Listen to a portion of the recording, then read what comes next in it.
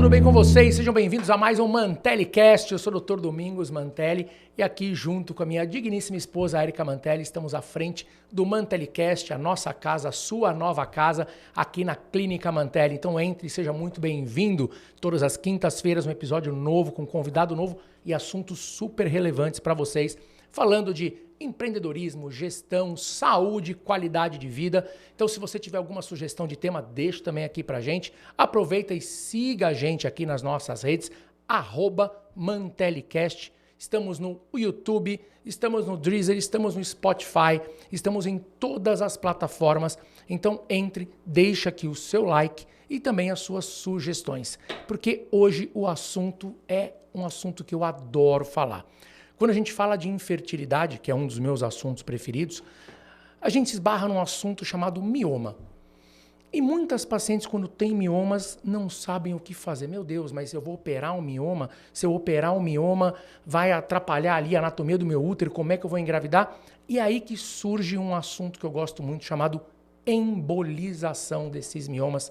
E para isso eu vou receber hoje um dos maiores experts no assunto, Dr. Henrique Elkes, ele que é um grande amigo, ele é um radiologista intervencionista e cirurgião endovascular, titular pela Sociedade Brasileira de Radiologia Intervencionista e Cirurgia Endovascular e pelo Colégio Brasileiro de Radiologia.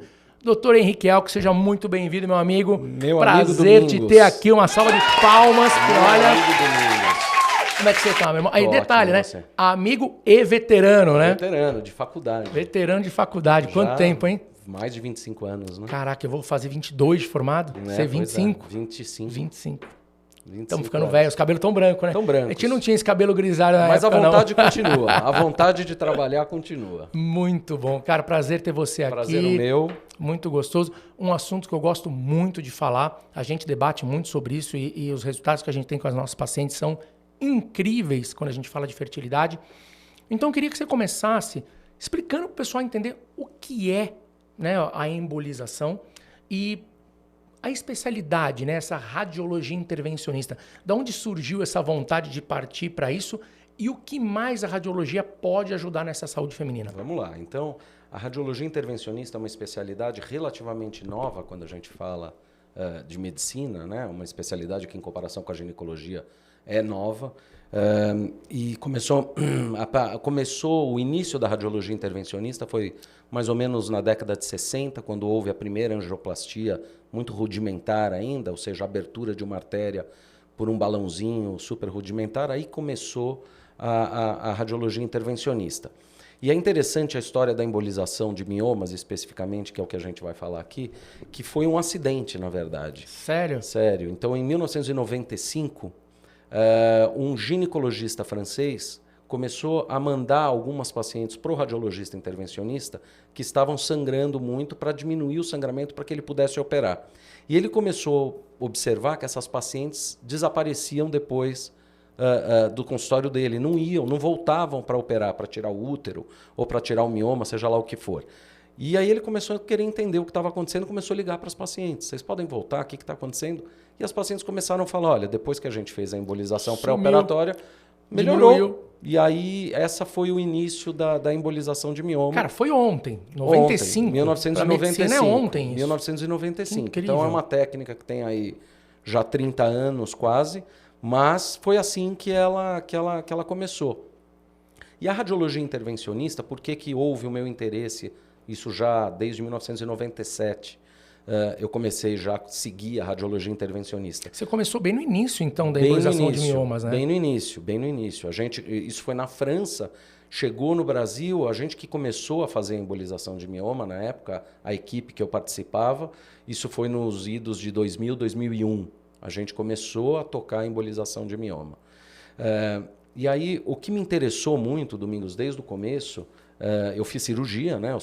Minha formação é cirurgião geral, e da cirurgia geral eu fiz radiologia intervencionista. Eu lembro quando você estava na residência, que eu passei com o Henrique como interno, E eu lembro quando você acabou, que você foi fazer a radiologia intervencionista e eu me questionei, falei assim, mas o que que é? Ninguém Porque sabia. ninguém sabia. E hoje ainda é uma coisa meio assim, meio sombria, quer dizer, nebulosa. Tem gente, principalmente para o público leigo, eles não conseguem entender porque eles associam a radiologia com aquele médico que fica no negatoscópio, laudando raio-x e tomografia. E é pré-requisito fazer cirurgia antes ou não? Ou não, hoje não mais. Então o que tem hoje, as duas entradas são ou radiologia ou cirurgia vascular. Tá. Então, o radiologista e o cirurgião vascular, eles não são radiologistas intervencionistas. Tá. Então, eles têm que terminar essas residências. De radiologia são 3 anos, de cirurgia vascular são 4 anos, e depois fazer mais 2 anos de residência em radiologia intervencionista. Ou seja, é ultra específico. É ultra específico, quer dizer, a gente está falando de uma subespecialidade. Então, legal. Depois que eles fazem essas duas, eles acabam caindo na radiologia intervencionista, que são mais 2 anos.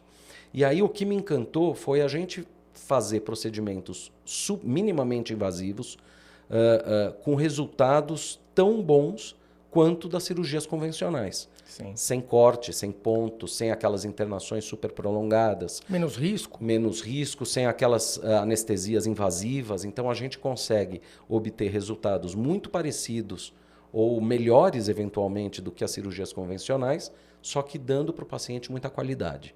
E é isso que encanta na radiologia intervencionista. Sendo muito mais conservador, né, no tratamento. Muito mais conservador. E isso a gente pode aplicar nos miomas, a gente pode aplicar na próstata, para aqueles pacientes que têm hiperplasia benigna de próstata, a próstata grande, que até agora a única opção era o RTU. Era o RTU, né? Que tem algumas coisas algumas desvantagens para os pacientes, por exemplo, ejaculação retrógrada e etc. Hoje a gente consegue fazer a embolização e esse paciente vai embora na mesma hora para casa e o jato urinário dele melhora imediatamente. Então isso serve para o mioma, isso serve para a próstata, isso serve para o fígado, nos casos de câncer de fígado, para o pulmão, em casos de lesões pulmonares, quer dizer, aneurismas cerebrais, aneurismas viscerais. Quer dizer, a radiologia intervencionista, na verdade, ela acaba... muito ampla, né? Ela é muito ampla e acaba invadindo, invadindo, entre aspas, muitas outras especialidades. Eu acho que trabalhando em concomitância, né, com as outras especialidades. Sempre junto. Eu acho que é sempre muito junto. bacana. O melhor dos mundos, Domingos, é ter a relação que nós temos, profissional, entendeu? Quer dizer, se a gente conseguisse replicar isso muito mais, porque a nossa obrigação, tanto a sua quanto a minha, como médico, dar todas as orientações e todos os caminhos que os pacientes podem seguir. Sim. A gente não pode impor para nenhum dos pacientes nenhuma técnica. Então é muito importante que a gente dê todas as opções e ajude o paciente a escolher. Esse que é o grande segredo. E quando a gente entende como isso funciona, todo mundo ganha. O paciente ganha, o ginecologista ganha, o radiologista intervencionista ganha, no sentido, vamos dizer assim, metafórico da coisa. Quer dizer, o resultado, é muito melhor. Então, sempre que a gente puder trabalhar juntos, todas as especialidades com o intervencionista, é um ganho muito grande. Eu falo que o meu foco é sempre, obviamente, devolver e fazer a manutenção da fertilidade dessa paciente. Então, uma paciente que vem com uma queixa, poxa, doutor, eu estou sangrando muito, né? Está sempre com a ferritina baixa, sempre em anemia, por conta desse sangramento do mioma. E às vezes a paciente é jovem, tem lá seus 25, 30 anos e não tem filhos. E ela fala, poxa, mas eu pretendo engravidar um dia. Claro. Né? Aí eu falo, cara, um mioma, né, um útero cheio de miomas grandes. Se eu for fazer uma cirurgia aberta ou por vídeo, ou mesmo uma cirurgia robótica que a gente faz, o estrago que eu vou fazer nesse útero visando uma gestação futura é muito grande. É muito grande. É um risco de ruptura desse útero depois, quando ele aumentar de volume com o bebê. E aí entra muito essa parte da embolização, que é um tratamento muito mais conservador e o resultado é muito bom. Eu tive pacientes que você embolizou que o mioma diminuiu 80% do volume, né, e devolveu a anatomia uterina e essa paciente conseguiu engravidar depois. Então isso é maravilhoso. Agora, explica para o pessoal como que é a embolização, o que é a embolização? Então, a embolização nada mais é do que a gente obstruir... Na verdade, assim, o mioma ele funciona como um tumor benigno. E como qualquer tumor, tanto benigno quanto maligno, ele precisa de comida, ele precisa de sangue, ele precisa de oxigênio. E esse é o papel que as artérias fazem. Elas levam aquele sangue limpo que sai do coração, passa pela aorta, vai para as artérias ilíacas, entra nas artérias ilíacas internas, depois nas artérias uterinas, cheio de nutrientes, cheio de oxigênio e faz com que esse mioma se nutra e vá crescendo. Então a embolização nada mais é do que a gente obstruir esse fluxo sanguíneo, esse fluxo arterial. Corta a alimentação do mioma. Corta a alimentação. A gente mata o mioma de fome, entre aspas. Legal. Esse é o princípio da embolização. E como que a gente faz isso? Através de uma punção, ou seja, a punção nada mais é do que você pegar uma veia de um braço para tirar sangue. A gente faz isso numa artéria da virilha da paciente ou aqui da artéria radial, que é aqui a artéria do braço. E com catéteres muito fininhos, a gente acaba entrando nessas artérias uterinas, entende qual é a anatomia, vê quais são os vasos que estão irrigando esses miomas e a gente entope esses vasos. Então o procedimento ele é feito com anestesia local e sedação, eventualmente uma raquianestesia para dar um pouco mais de conforto. Não dói absolutamente nada, o procedimento dura 35, 40 minutos e é um dia de internação. Quando a gente termina o procedimento, a paciente fica internada com a gente um dia para a gente observar, para controlar a dor, porque o pós-operatório da embolização de mioma ele é um pouco doloroso. Porque a gente causa uma isquemia, a gente causa um infarto no útero. Desse mioma, né? Então, essa dor ela é autolimitada, a gente sabe disso, a gente já tratou juntos vários, ela é autolimitada, ou seja, ela dura aí alguma coisa em torno de 3 dias. 3 dias depois, a paciente já vai se sentir muito melhor e 3, 4, 5 dias depois ela já volta para as atividades normais dela. Fantástico. Sem ponto, sem cicatriz, um pós-operatório absolutamente tranquilo. Não, e o risco, né? Entendo o que a gente está falando. É uma punção, pegar uma veia aqui na virilha versus você abrir uma paciente. Né? Uma cirurgia aberta, entubar, anestesia geral, ou mesmo por videolaparoscopia. É muito menos agressivo. A recuperação é muito melhor. Muito melhor. Muito melhor. E os resultados são muito bons. Os resultados são compatíveis com a miomectomia. A Sociedade Americana de Ginecologia e Obstetrícia, há alguns anos, não me recordo agora, acho que alguma coisa em torno de 8 ou 10 anos, mais ou menos, ela equiparou a embolização junto com a miomectomia do ponto de vista de eficiência. Que bacana. Então, eles colocaram no mesmo nível de evidência científica e no mesmo nível de eficiência. Quer dizer, funciona maravilhosamente bem. É para todo mundo? Não, eventualmente não. Então, a gente tem que ver exatamente quem são aquelas pacientes. Tamanho, quantidade de miomas, localização dos miomas não são contraindicadores ou contraindicações da embolização. E quais são essas contraindicações? Na verdade, o que a gente precisa, o que a gente tem que ver? O período que vocês, ginecologistas obstetras, liberam a paciente para engravidar depois de uma miomectomia é mais curto do que a gente libera para embolização. Tá. Então, para embolização, a gente costuma liberar essas pacientes para engravidar 6 meses depois. Vocês liberam um pouquinho antes disso. Depende do tipo também. Sim, claro, depende da cirurgia. Se for um intramoral e for um estrago muito grande, eu peço também, às vezes até 2 anos. Mais anos, exato. A gente pede 6 meses. Então, isso é uma coisa que a gente tem que avaliar. As contraindicações da embolização, na verdade, passam por algumas situações anatômicas que são muito... Por exemplo, a gente sempre pede uma ressonância magnética para essas doentes. Por quê? Porque a ressonância magnética, ao contrário do ultrassom, muitas pacientes vão no meu consultório com ultrassom ali transvaginal. Eu fiz ultrassom. Eu nem leio, Domingos, eu nem vejo. A gente sempre pede a ressonância, porque a ressonância nos dá informações mais precisas, que o ultrassom não dá. Por exemplo, a vascularização dos miomas. Então, o que é muito importante? A gente vai matar o mioma de fome, só que para isso ele tem que ter fome. Então, tem miomas que são degenerados, que é um termo radiológico que se usa, ou seja, eles já são isquemiados, eles não gostam de sangue. Então a gente sabe que para esses miomas o nosso resultado vai ser pior do que naqueles miomas que têm muita fome por sangue. Então essa é uma das contraindicações. E não importa o tamanho do útero. Não importa o tamanho do útero. Se for um útero enorme, é um útero pequeno, não importa justamente essa fome do mioma. Exatamente. A vascularização é o nosso dado principal. Muito legal, muito bacana. E para mulheres que desejam engravidar, a cirurgia, né, a embolização, ela traz alguma consequência negativa ou não? Na maioria das vezes, a recuperação é boa e essa paciente consegue engravidar de forma tranquila. Você sabe que existe...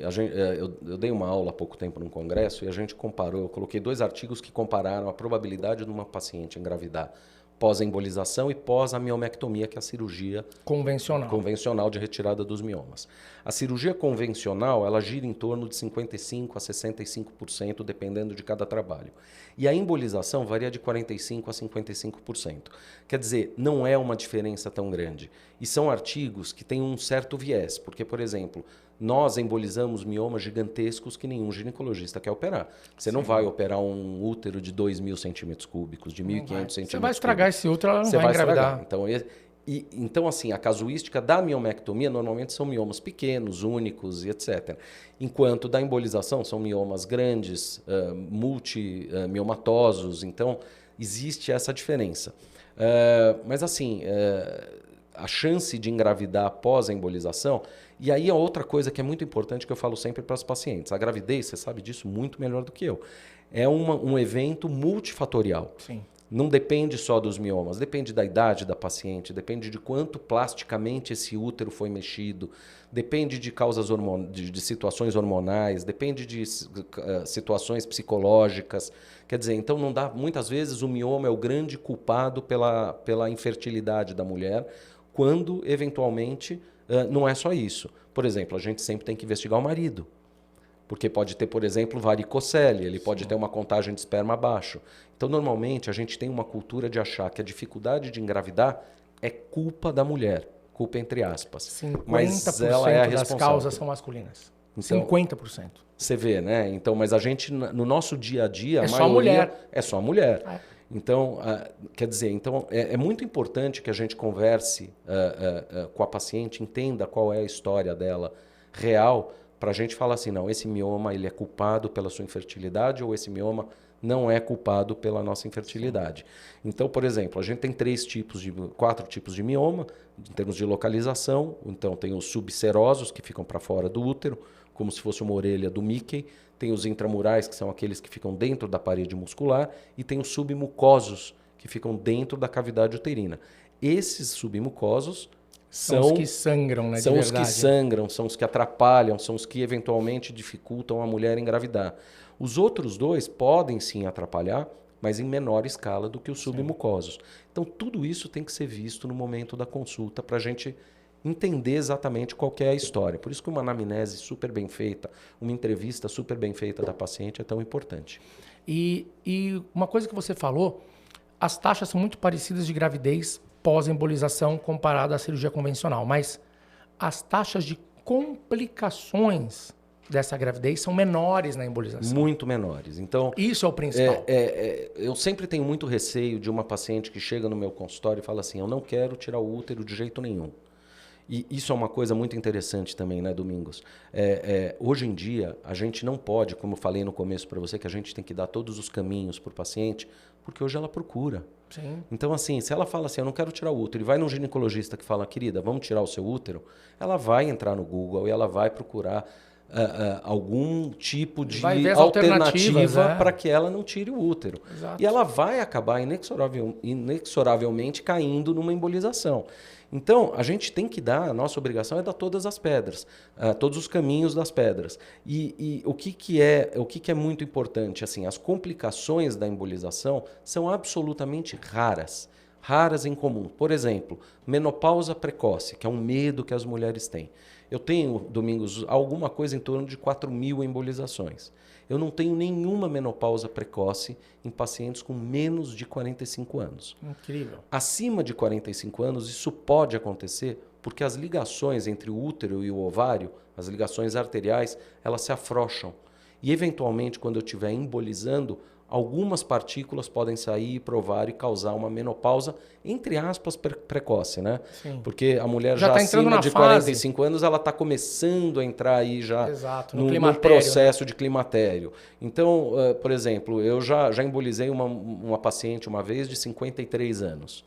E eu falei, essa com certeza vai entrar na menopausa depois. Demorou mais 4 anos para ela entrar na menopausa. Então, assim, é muito raro acontecer isso. Uma coisa que pode acontecer, por exemplo, uma isquemia uterina, que é um medo que as pacientes têm, isso não acontece. Isso é um caso em milhares, quer dizer... Uma necrose de endométrio. Tudo, e tem uma coisa que tem que ser falado. Depende, claro, do profissional que está fazendo o procedimento. Sim. Então, os pacientes têm que procurar profissionais que são titulados pela Sociedade Brasileira de Radiologia Intervencionista, porque senão realmente vira um laboratório, né? Isso a gente não pode deixar acontecer, porque aí a gente acaba queimando a técnica para todo mundo. E qual é a chance de recidiva, ou seja, desse mioma que a gente embolizou voltar a crescer? Se for bem embolizado, 0. 0. O que a gente não pode garantir nunca, nem você, nem eu com a nem você com a miomectomia, nem eu com a embolização, é que apareçam novos. Que novos apareçam. É verdade. Isso, o único jeito de garantir que não vai acontecer é tirando o útero. Sim. Porque senão isso não vai acontecer, né, Domingos? Então, é a mesma coisa com a embolização. Os miomas que são embolizados, eles não voltam. Muitas pacientes perguntam, para onde vai esse mioma? Eles saem, eles não saem? Eles não saem. Então, o que a gente causa é uma necrose, é uma isquemia, uma necrose.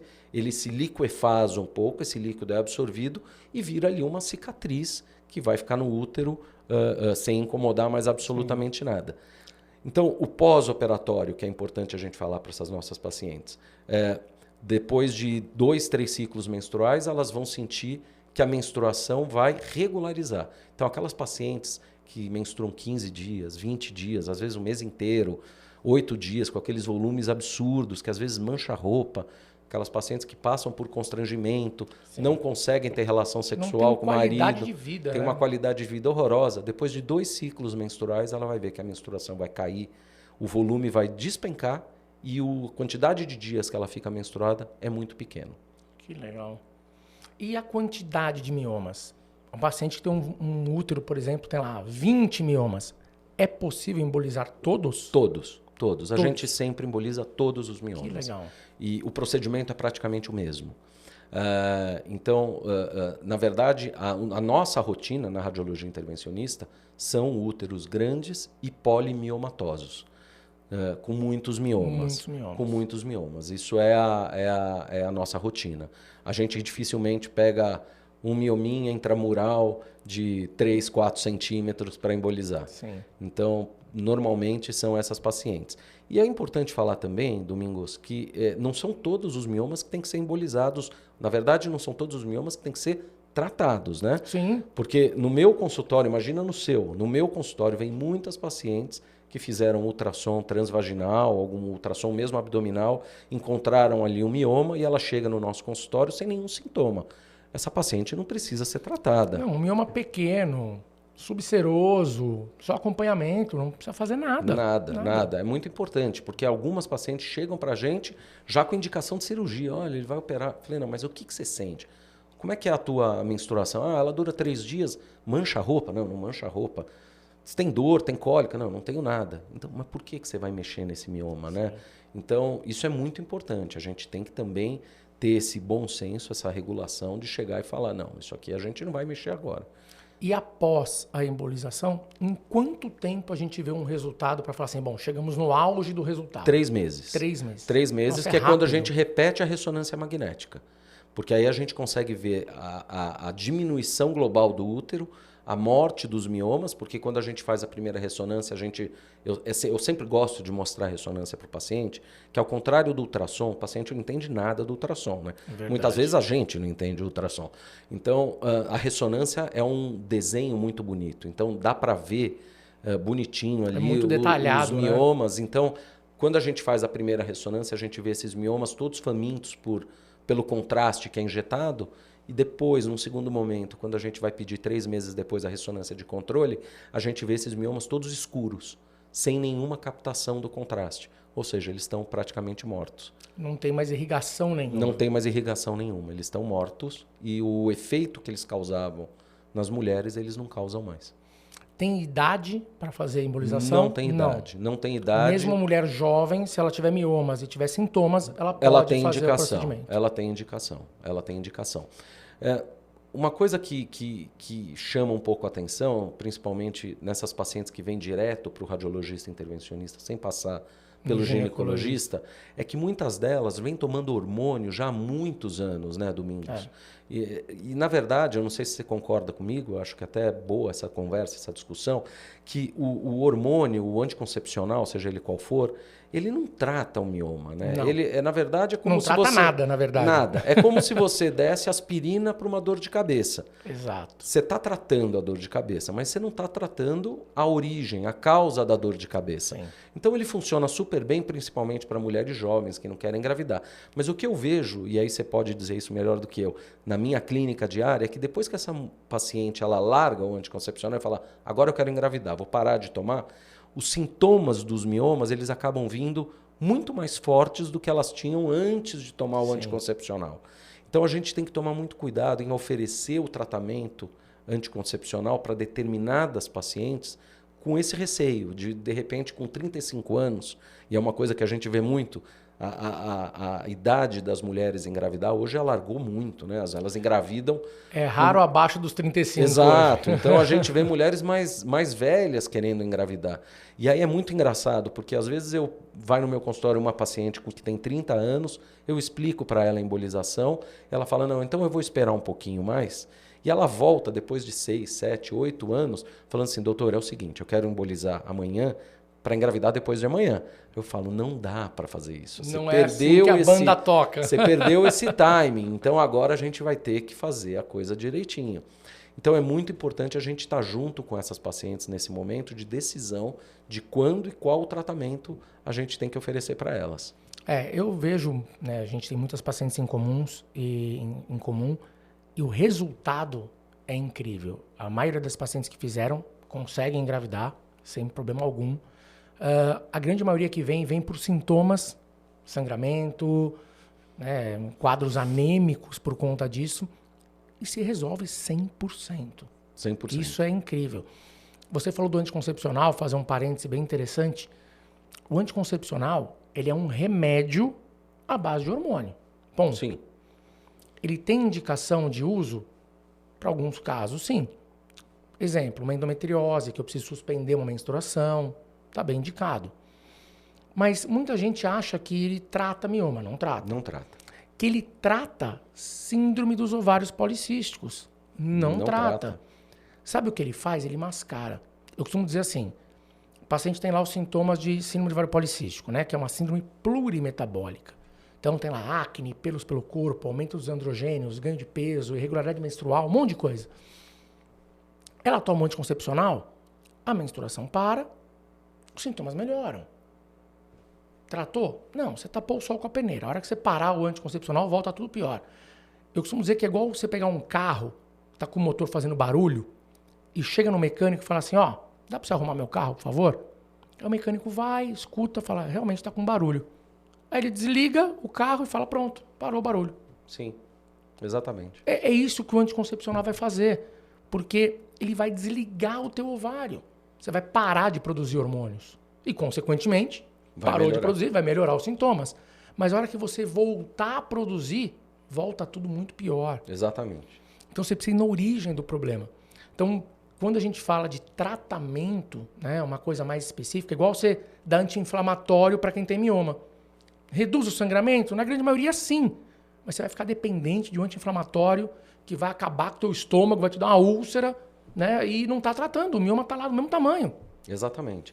E tem uma outra coisa, uma outra discussão interessante, que é a histerectomia, que é a retirada do útero por conta de miomas. Eu, particularmente, sou absolutamente contra isso, contra essa conduta. E ainda assim, hoje a gente faz muita. No Brasil, se não me engano, o último número que eu vi são 250 mil histerectomias ano por conta de doença miomatosa. Temos que lembrar, todas as pacientes, que o mioma não vira câncer. Não existe a menor possibilidade do mioma virar câncer. Então a gente está tirando um órgão que é super importante para a mulher. Os ginecologistas antigos, talvez o teu avô, inclusive, diriam, né, que o útero serve para menstruar, engravidar e ter câncer. Então, depois que você menstruou, engravidou, tira para não ter câncer. Mas hoje a gente sabe que não é assim. Não é assim. Não é assim. O útero ele tem um papel super importante na feminilidade da mulher. Ele tem um papel super importante na sensação de maternidade da mulher, que nós não temos, nós homens não temos. Na anatomia vaginal. Na anatomia vaginal, na anatomia pélvica. Então, existem várias mulheres que tiram o útero e ficam com aquela pelve caída, com a bexiga caída. Tem mulheres que ficam anorgásmicas depois de tirar o útero, não conseguem mais ter orgasmo. Tem dificuldade de ter prazer na relação. Exato. Então, assim, não é simplesmente retirar o útero. Claro que tem aquelas mulheres que não aguentam mais, que sangram muito, que não querem mais. Ótimo, é uma opção para elas também. Eu não estou dizendo que não é uma opção. Estou dizendo que isso tem que servir hoje, a esterectomia, quando a gente fala em doença benigna, mioma. Quando a gente está falando de câncer, é uma outra discussão. Outra história. Mas quando a gente fala de doença benigna como mioma, tem que ser a última da última opção. Quanto menos invasivo, melhor. É menos risco, né? Você pega mesmo uma mulher menopausada, 50, 60 anos, um risco cirúrgico é muito maior, de uma cirurgia aberta, claro, sangramentos, trombose, um monte de coisa. Sem dúvida. E você vai na embolização, é o que o Henrique falou, pega uma artériazinha ali na virilha. Quanto tempo antes ela interna?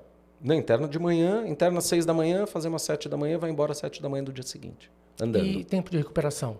São 3 dias, como eu falei, são 3 dias no chatos hospital, em casa. Não, em casa. Em casa. 3 dias chatinhos em casa, que a gente dá bastante analgésico, anti-inflamatório, a gente acaba cercando essa paciente de várias drogas para que ela fique bem nesses 3 dias, e depois no 4º dia ela já acorda super bem.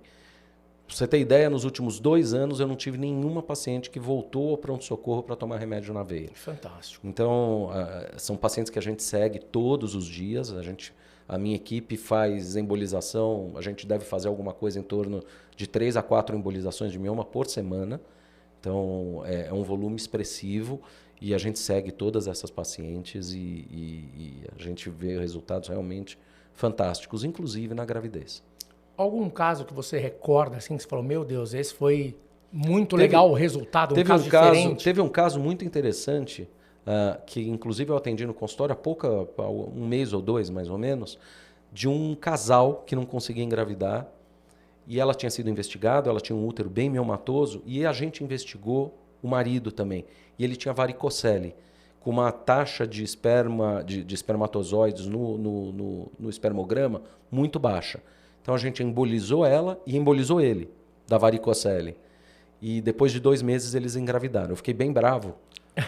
Porque ela não esperou o tempo, né? Porque ela não esperou o tempo. E isso deixa a gente preocupado, porque a gravidez precoce pós-embolização... É um risco de aborto, né? É um risco de aborto, é um risco de ruptura uterina. Então, a gente fica depois dos 6, 7 meses ali meio apreensivos com essa gravidez. Mas sim, são várias histórias interessantes dessa. E vamos abordar esse assunto. A gente investiga, como eu falei, causas de infertilidade, tá? 40% femininas, 40% masculinas e 20% causas combinadas. Ou seja, metade das causas de infertilidade são masculinas. Eu sempre peço avaliação, espermograma, ultrassom, né, de bolsa escrotal, para a gente ver se tem varicocele ou não. Detectando a varicocele, que a gente sabe que é uma das grandes causas, né, das alterações do espermatozoide. Como que é a abordagem da embolização para o tratamento da varicocele? Essa é ainda mais simples, Domingos, porque essa não tem internação, não dói nada. Essa a gente pega uma veia, literalmente pega a mesma veia que usa para tomar soro.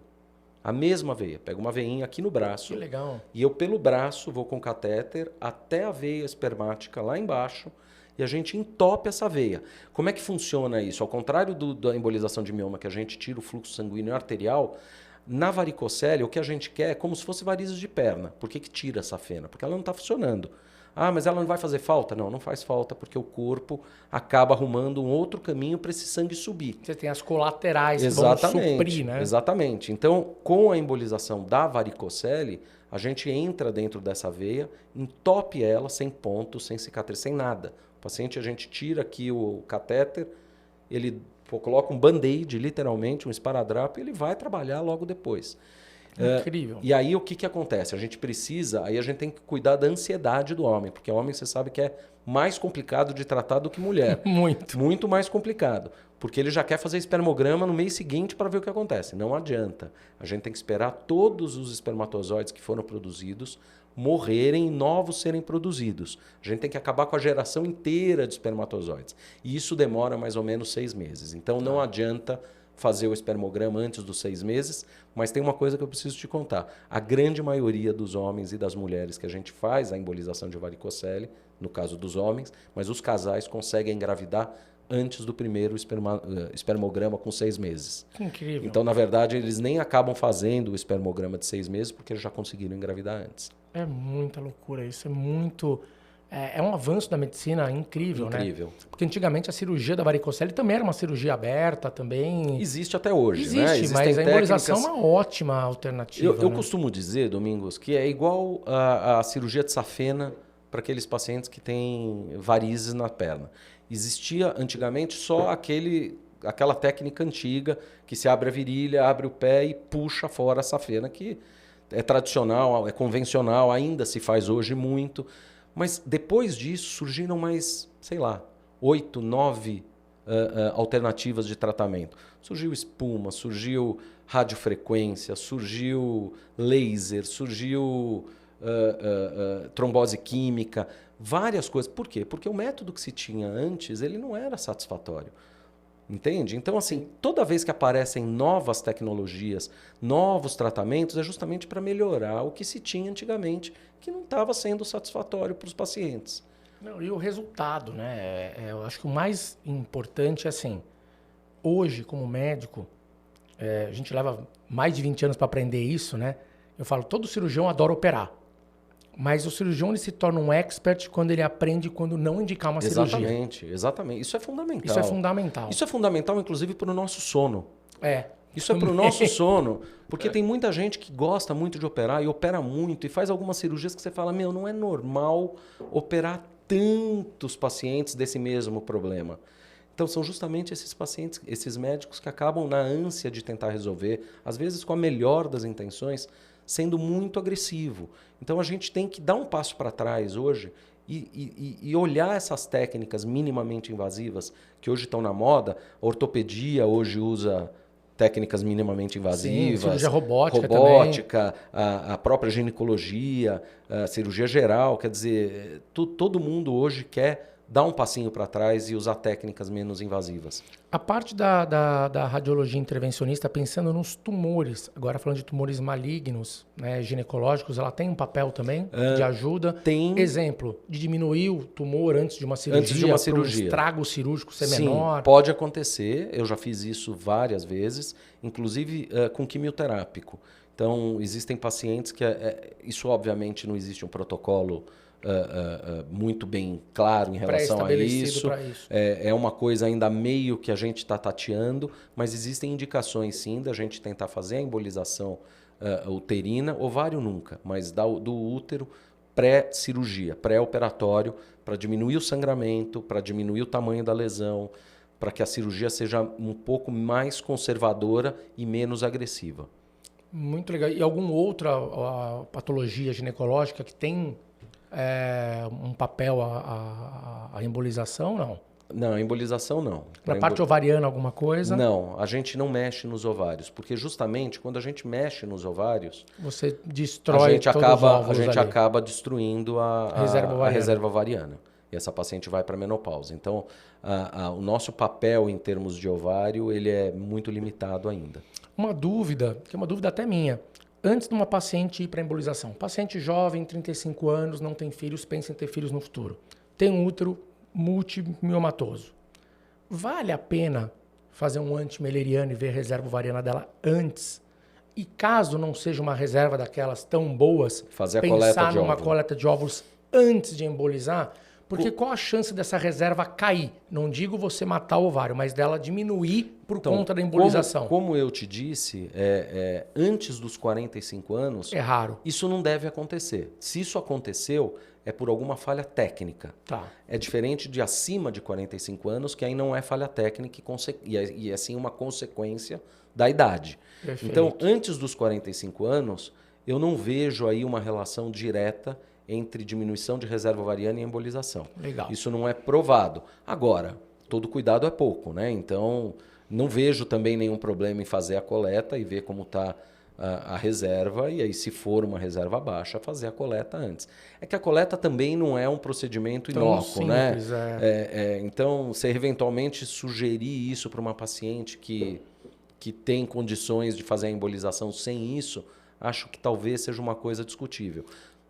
E se a paciente já tiver acima de 45 também, obrigatoriamente você já vai ter colhido óvulos esperando para fertilizar essa paciente depois. Se ela não engravidar, sim. Se ela não tiver filhos e tiver a vontade de engravidar, muito provavelmente essa paciente já colheu óvulos. Um dado bem importante, que eu acho que é relevante a gente falar, apesar de eu não ser um médico especialista em reprodução, hoje 90% da minha agenda são pacientes tentando engravidar, por incrível que pareça.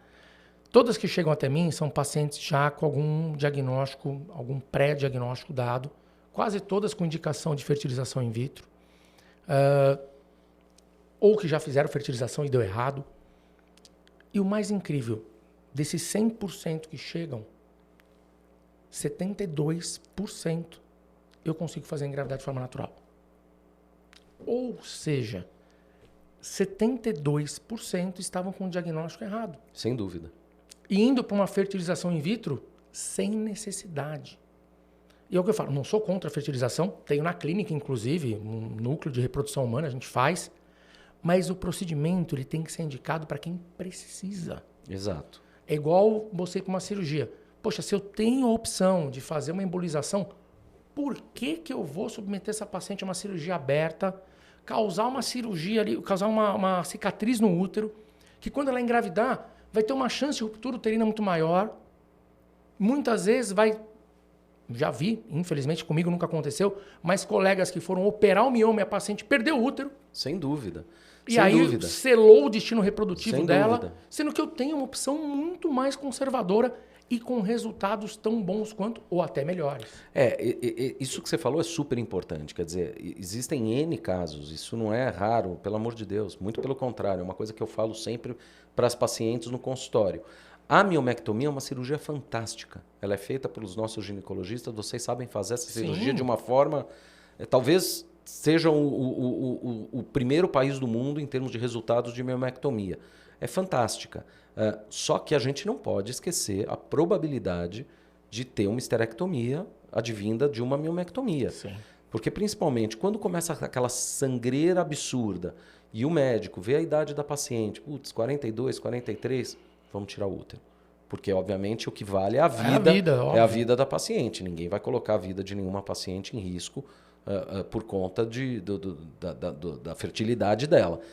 Mas, assim, é uma coisa que tem que ser discutida, tem que ser falada. O médico, o cirurgião tem que avisar a paciente que isso é uma coisa que pode acontecer. Agora, uma dúvida. Os planos de saúde cobrem? Cobrem. Cobrem? Todos os planos de saúde cobrem. Incrível. A embolização de mioma está no rol da ANS.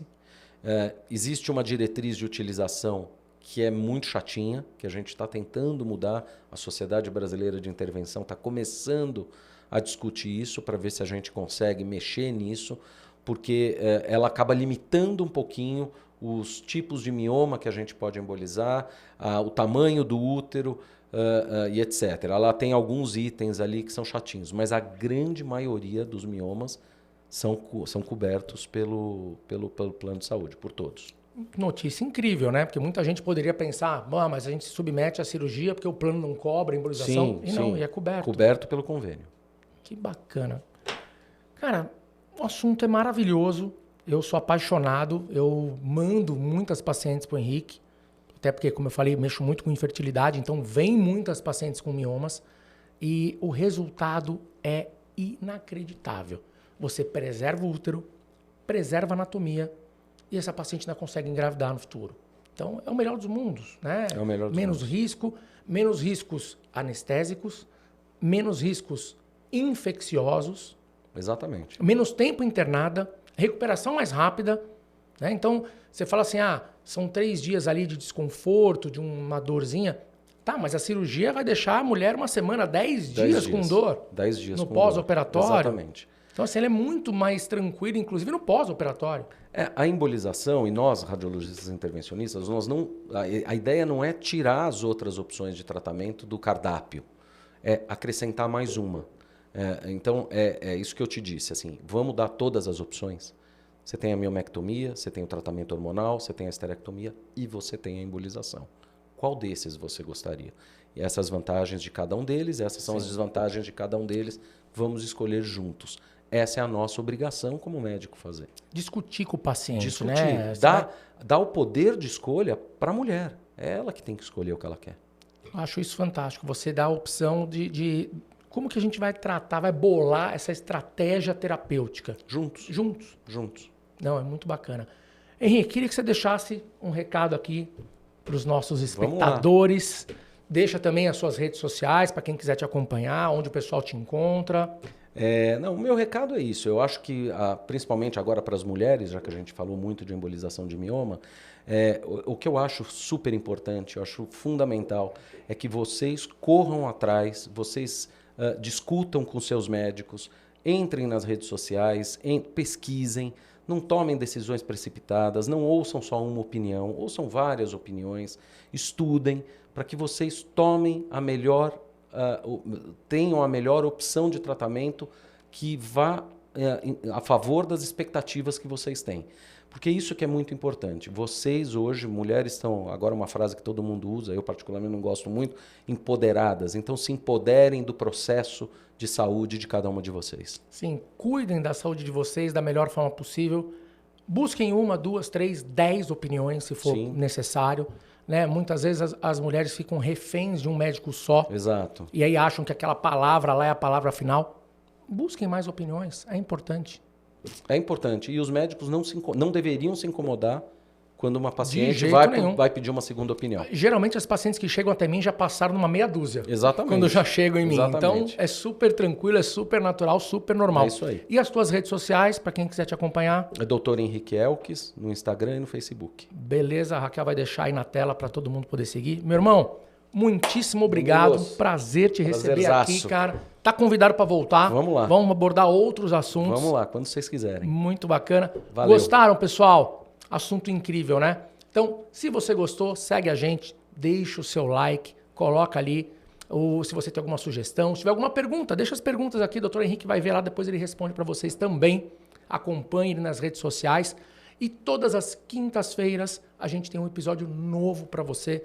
Então, deixe também as sugestões de temas que você quer, algum convidado que você queira ver aqui, mande sua sugestão para a gente também. Estamos no @Mantelicast, no Instagram, estamos no Spotify, estamos no Deezer, no Amazon Music. Daqui a pouco estaremos até no iFood levando comida na sua casa. Estamos em todas as plataformas. Então acompanha a gente. Foi um prazer tê-los aqui. Um beijo. Valeu!